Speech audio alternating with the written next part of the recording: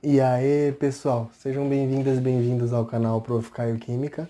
Nesta aula vamos falar sobre reagente limitante e reagente em excesso e sua utilização em reações químicas. Tem alguma dúvida sobre isso? Se tem, vem comigo para a aula então.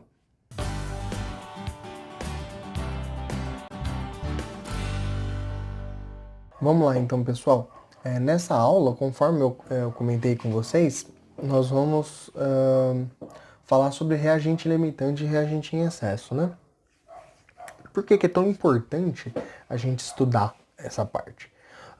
Em geral, as reações químicas, toda vez que a gente realiza qualquer reação química, elas seguem aquela proporção estequiométrica conforme eu comentei com vocês nas aulas anteriores, né, sobre estequiometria.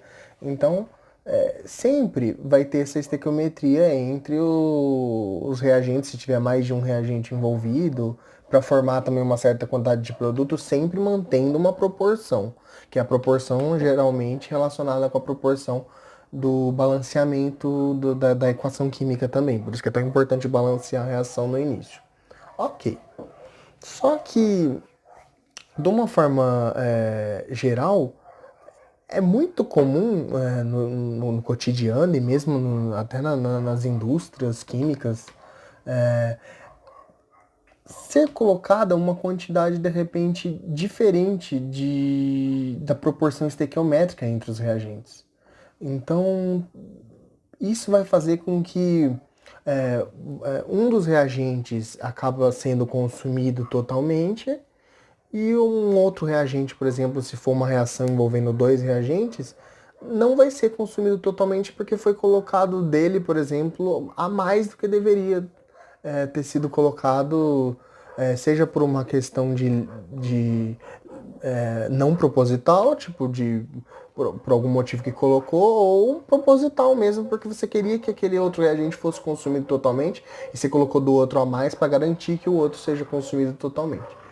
Então, assim, isso pode acontecer por N fatores, só que o importante vocês saberem é que se for colocado na proporção estequiométrica os dois reagentes, se for uma reação com dois reagentes, por exemplo, a tendência é que os dois sejam, se tudo der certo, que os dois sejam consumidos totalmente. Então, nesse caso, se colocar já na proporção ideal estequiométrica, os dois seriam como se fosse o reagente limitante da reação.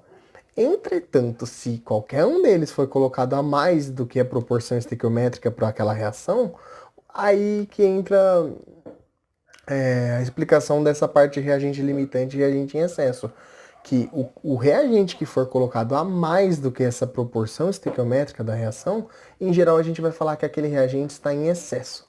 E o outro reagente que foi colocado que foi colocado em quantidade que ele vai ser consumido totalmente nessa reação é o que a gente vai chamar de reagente limitante.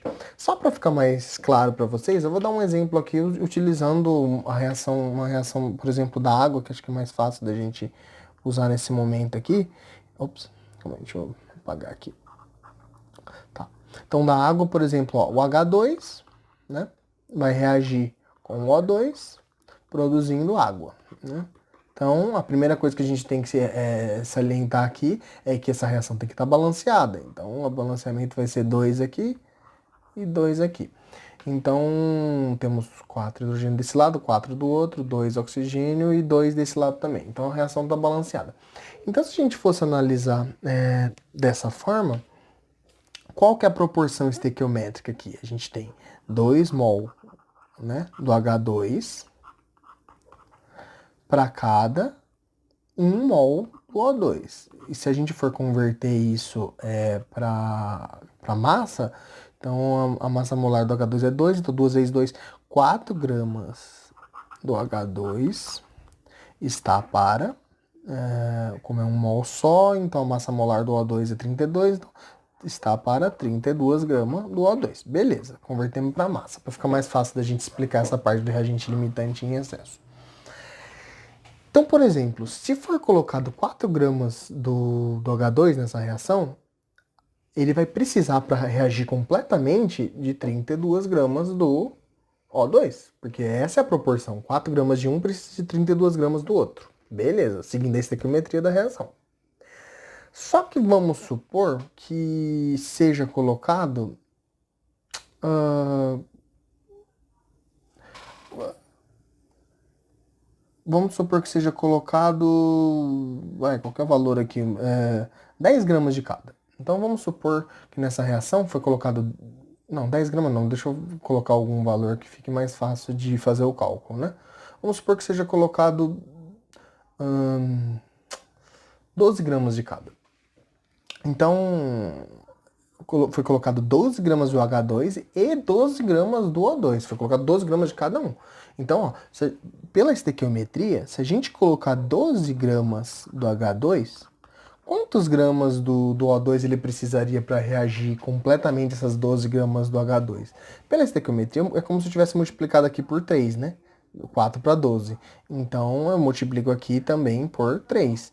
Então, pela estequiometria, se eu colocar 12 gramas de H2, para esses 12 gramas do H2 reagir completamente, tem que ser colocado vezes 3 isso aqui, 96 gramas do O2.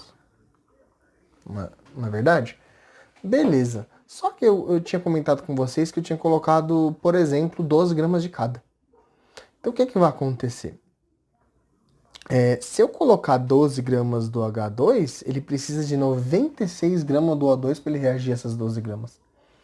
Só que se eu colocar 12 gramas de cada, vocês concordam comigo que eu não coloquei os 96 gramas de O2 que o H2 precisa para os 12 gramas dele reagir? Então o que, que vai acontecer?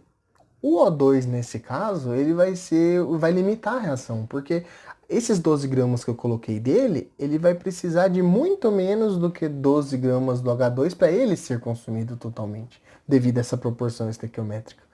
Então, num caso como esse, eu diria que o O2, as 12 gramas de O2, é um reagente limitante, porque é ele que vai ser consumido totalmente e é ele que vai limitar a reação do outro, que é o H2, que é o reagente em excesso. Por que em excesso? Porque quando as 12 gramas do O2 for consumida totalmente, a quantidade de H2 que vai ser necessário para consumir essas 12 gramas do O2 vai ser menor, muito menor.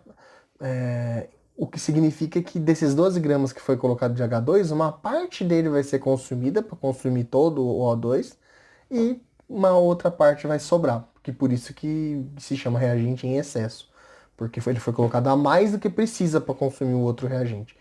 Então, toda vez que acontecer esse tipo de coisa, vocês vão ter que analisar qual que é o reagente que vai ser consumido totalmente, se baseando na estequiometria mesmo, e qual que é o que vai estar em excesso. Porque o que vai ser consumido totalmente, que é o que efetivamente vai acabar produzindo aquela quantidade de produto, que for, no caso dessa reação, a água, na reação. Então, num caso como esse que eu dei o exemplo de 12 gramas de cada, quem que vai ser consumido totalmente nesse caso? O O2, porque ele precisa de muito menos do que 12 gramas de H2 para poder reagir essas 12 gramas dele pela proporção estequiométrica. O que significa que quando eu for calcular o quanto de água vai ser produzido, eu sempre vou ter que usar a quantidade do reagente limitante.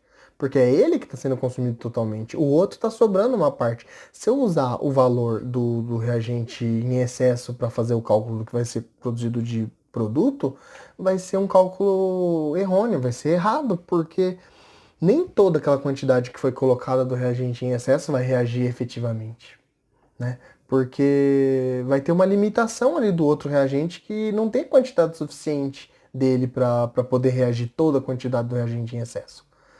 Porque lembra que o que eu falei, para reagir as 12 gramas do H2, eu teria que colocar 96 gramas do O2 para fazer reagir essas 12 gramas do H2. E não foi colocado 96 gramas do O2, foi colocado menos. Por isso que ele está limitando. Então, sempre para que a gente quiser fazer os cálculos de quanto de produto vai ser produzido, na hora de fazer a relação estequiométrica, o que vai ter que ser usado vai ser sempre o reagente limitante. Sempre vai ter que ser o reagente limitante. Justamente porque o em excesso não foi, vamos dizer assim, consumido totalmente. Então, a parte que não foi consumida, na realidade, ela não está participando da reação. Ela está em excesso lá. Então, ela sobrou, vamos dizer assim. A reação ocorreu e sobrou aquilo, do reagente em excesso. Então sempre tenha em mente isso. É por isso que é importante aprender isso, porque é comum nos processos químicos não ser colocado a proporção estequiométrica exata entre um e outro.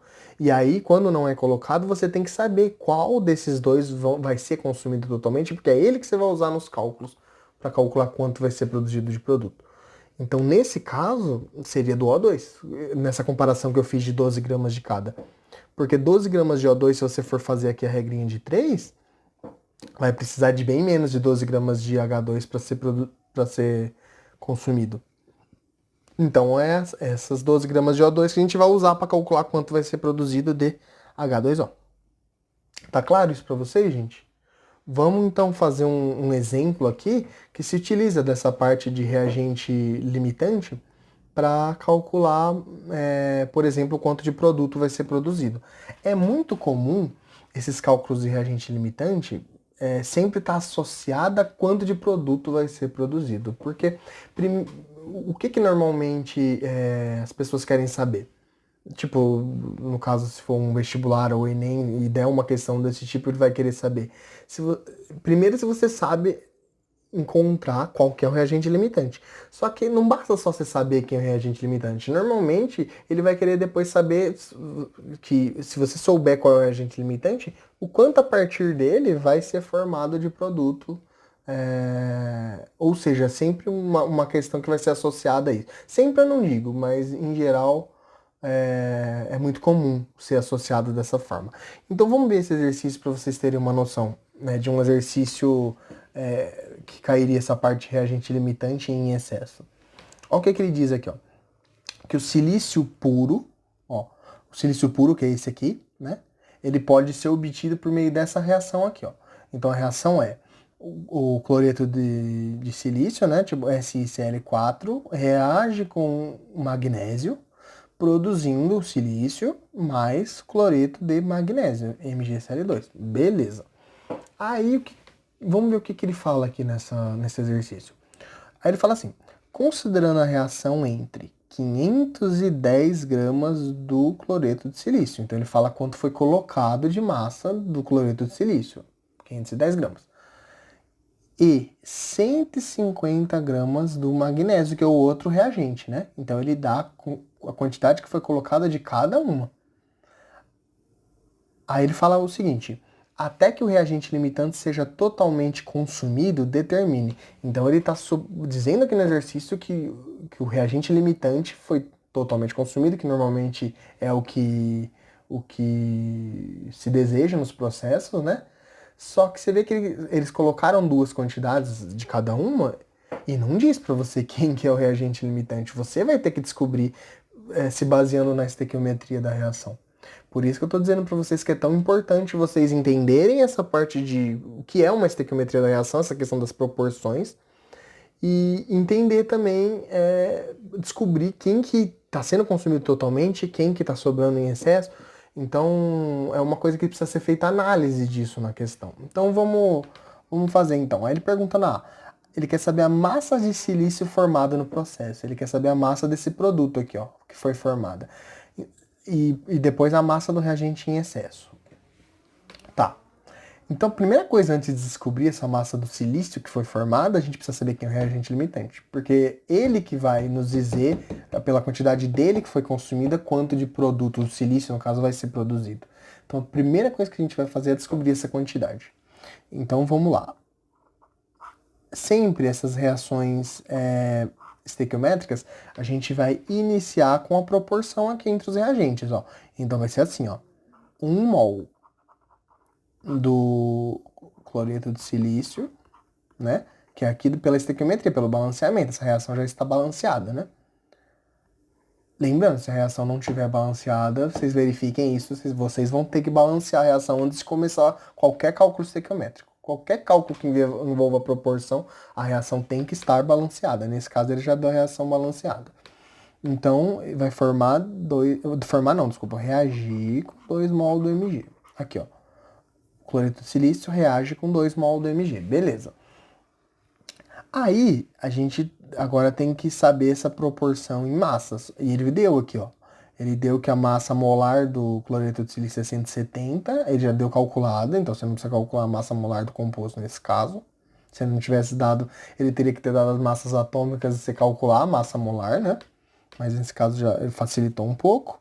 Então vamos lá. 1 mol de cloreto de silício, quanto que é então pela massa molar que ele deu? 170 gramas. Então a proporção em massa dos dois é assim, ó. 170 gramas do cloreto de silício vai reagir com 2 vezes essa massa molar aqui do magnésio, porque essa quantidade de 24,3 gramas é para 1 mol. Lembra, massa molar significa isso, para 1 mol do magnésio. Só que a proporção envolve 2 mols, então você vai ter que fazer 2 vezes isso. Então 2 vezes 24,3 vai dar 48,6 gramas do magnésio. Então você já sabe a proporção que tem de um para o outro em massa. 170 gramas de um vai reagir com 48,6 gramas do outro. Essa é a proporção estequiométrica. Você precisa de 170 de um para 48,6 do outro. Só que quanto ele deu? Ele deu 510 de um e 150 do outro. Então a gente vai ter que analisar qual desses dois aí, dessas duas quantidades que foram fornecidas pelo exercício, que está em excesso. E qual que vai ser consumida totalmente. Vamos pegar qualquer uma delas, por exemplo, esse do 510 gramas aí, e vamos colocar aqui embaixo, ó, 510 gramas do cloreto de silício. Aí o que, que a gente vai analisar? Com relação a essas 510 gramas do cloreto de silício, quanto, seguindo essa proporção estequiométrica aqui de cima, quanto que precisaria do magnésio para essas 510 gramas do cloreto de silício ser consumida totalmente? Então é isso que a gente quer saber. Como aqui, ó, a gente sabe que de 170 para 510 é como se a gente estivesse multiplicando por 3 aqui, não é? 170 vezes 3, que dá 510. Então, eu vou fazer algo similar aqui, ó. Vou multiplicar aqui por 3 para saber qual é essa quantidade aqui. Não precisava fazer a regra de 3, mas caso vocês necessitem, faça a regra de 3 aqui para descobrir. Eu já tinha feito esse cálculo antes, 145, opa, aqui, ó. 145,8 grama de magnésio. Beleza. Então, a gente sabe que para os 510 gramas do cloreto de silício ser consumido, precisa de 145,8 gramas do magnésio. Tá, mas quanto foi colocado do magnésio? Foi colocado 150. Vocês concordam comigo que se a gente analisar isso, foi colocado do magnésio mais do que o cloreto de silício para ser consumido totalmente precisa? Ou seja, quem que está em excesso nesse caso? Não é o próprio magnésio? Porque a gente foi colocado 150. Porque o que o exercício deu foi o que efetivamente foi colocado. O que a estequiometria nos dá é que se for colocado uma certa quantidade de um, quanto precisa do outro. É isso que a estequiometria nos dá. Então, se a estequiometria diz que para ser consumido esses 510 gramas precisa de quase 146 gramas do magnésio, se foi colocado mais do magnésio é porque ele está em excesso. Quem que é o limitante, então?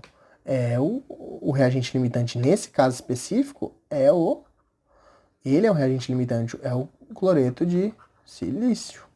Reagente limitante. Certo? Então, é ele que é o reagente limitante, porque esses 510 gramas que foi colocado dele vai ser consumido totalmente. Aí, o que a gente precisa fazer agora, como a gente sabe quem foi consumido totalmente, que é o reagente limitante, que é o caso do cloreto de silício, a gente precisa calcular a quantidade de produto que vai ser formado, que é o que o exercício A pergunta, né? Qual que é a quantidade de silício, né? Ele pede aqui, ó, a massa do silício formada no processo, a massa do produto. Agora a gente vai fazer o cálculo estequiométrico, só que no cálculo usando o reagente limitante. Então a gente vai fazer assim, ó. Aí primeiro a gente vai ter que, para pegar a estequiometria, a gente vai ter que fazer assim, ó. 1 mol do cloreto de silício produz quantos mols do silício? Um também, né? Então a gente vai ter que fazer assim, ó. 1 mol do SiCl4, né? Produz 1 mol do silício. Concordam comigo? Essa é a proporção estequiométrica. Agora a gente vai mudar para massa isso aqui. Só que a massa de 1 mol do cloreto de silício foi dada aqui, ó. Que é a massa molar, né? Então, ó. Então é assim, ó. 170. Ai, meu Deus do céu. Vou fazer assim, ó. Eu vou passar aqui para cima, tá? Então, ó, vai ser assim, ó. Continuando ali, ó. 1 mol de cloreto de silício é 170 gramas do cloreto de silício vai reagir com 1 mol do silício, que foi dado aqui também, ó, 28,1. Então, 28,1 grama do silício. Ou seja, essa, se for colocado 170 desse, vai produzir 28,1 grama do silício, que é a proporção que foi dada aqui. Só que o que foi colocado efetivamente de cloreto de silício e foi consumido totalmente, porque a gente viu que ele é o reagente limitante, 510 gramas. Então a gente vai colocar aqui embaixo, ó, 510 gramas do cloreto de silício